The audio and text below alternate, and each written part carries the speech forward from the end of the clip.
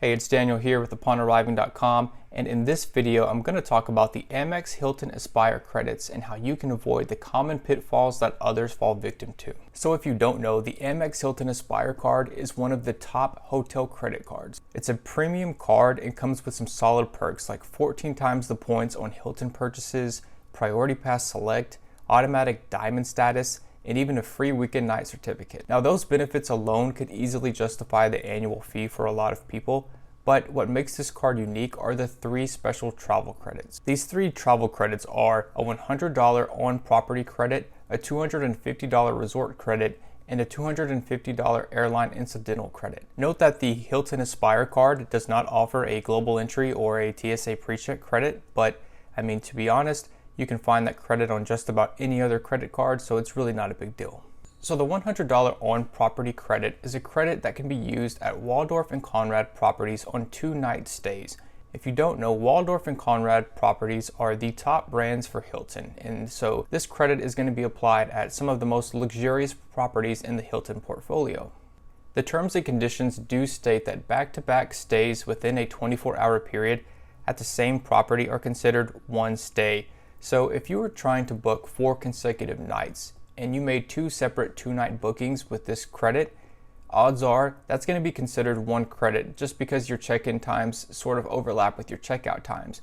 But you could potentially get around this if you had a partner or spouse who also had an Aspire card and you made 2 separate bookings under 2 separate names.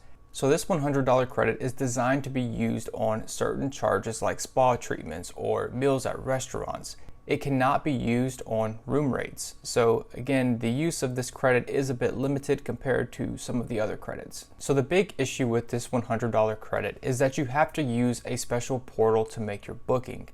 Now that in and of itself is not an issue, but it's the type of rates that you have to book in this portal that become a problem. The problem is that whenever you use the portals to make your booking, you only can book flexible rates. Now, flexible rates are those that allow you to cancel without any penalty so long as you make your cancellation about 48 hours or 72 hours prior to check-in. Note that some resorts actually have even longer windows to make that cancellation, so be on the lookout for those. So with the flexibility of these rates comes higher prices because you're paying more for the freedom to cancel at any time. So if you're someone that typically likes to use those advanced purchase rates or those prepaid rates, this means that in order to use this benefit, you'll likely have to spend more money for your booking, and I'll show you why. So take a look at this booking. This is for the Waldorf in Chicago, and I pulled up the Aspire card benefit rate, which was $530 per night. Then I went and I checked the Hilton website to see what rates I could find for this property. I checked for the same room and I saw the $530 flexible rate. But then right below that, I noticed the Honors Discount Semi-Flex rate at $493. So this flexible rate was actually $37 cheaper per night. So if you used the Amex $100 credit for this, you'd actually be only getting about $25 worth of savings because you would have been spending more money for those rates, assuming that you weren't going to book the flexible rates in the first place. But imagine if you had booked a 3-night stay or a 4-night stay, you'd actually be losing money. So that's why if you're someone that is interested in booking those cheaper advanced purchase rates, this $100 credit really could end up hurting you if you're not careful.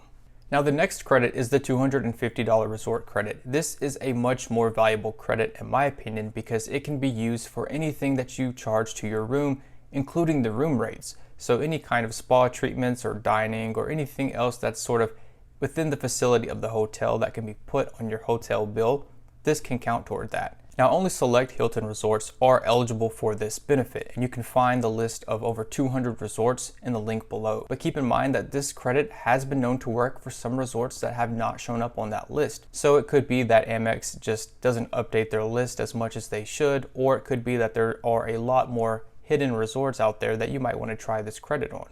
And as I mentioned, in order for this credit to apply, the charge has to be on your room bill. So if you were hoping to maybe stop by at a Hilton resort and grab a drink at a bar or maybe grab a meal at a restaurant and use your card for this, it's probably not going to work because you need that charge to go to a room bill first and then use your Aspire card to pay that bill. Now there is a billing quirk that you need to know about for this credit.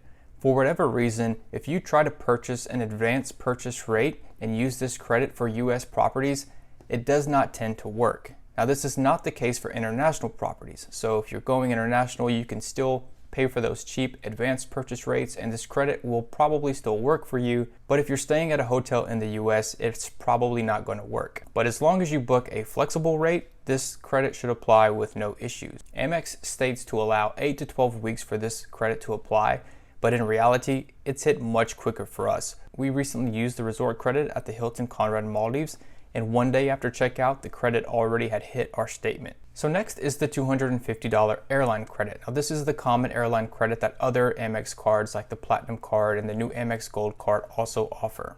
This credit will cover incidental fees for a variety of airlines, which include Alaska, American, Delta, Frontier, Hawaiian, JetBlue, Spirit, Southwest, and United.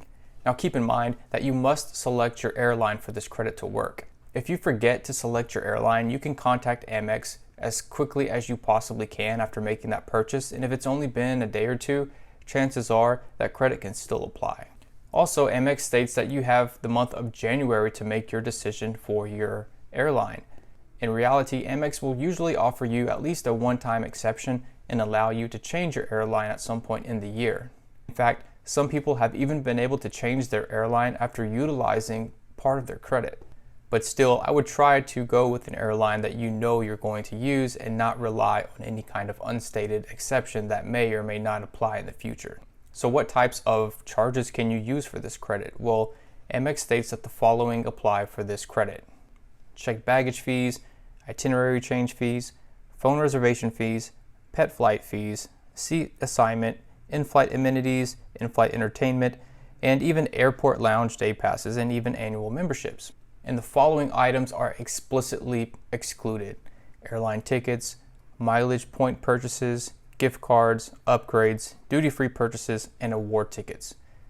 Now, you can purchase gift cards and have these credits activated. 3 of the most popular airlines to use these gift cards on are American, Southwest, and Delta. But you need to pay special attention to the increments that you purchase those gift cards on. For example, only $50 increments work on Delta, and in the past, only $100 increments work on American, while Southwest allows for much larger increments. You can find some Flyer Talk threads in the link below that have some recent data points on what works and what doesn't work, but always make sure you're going with whatever works most recently. Now, if you have no use for these airline credits, maybe you're not flying and you're just like, well, what am I going to do with $250 worth of airline credits?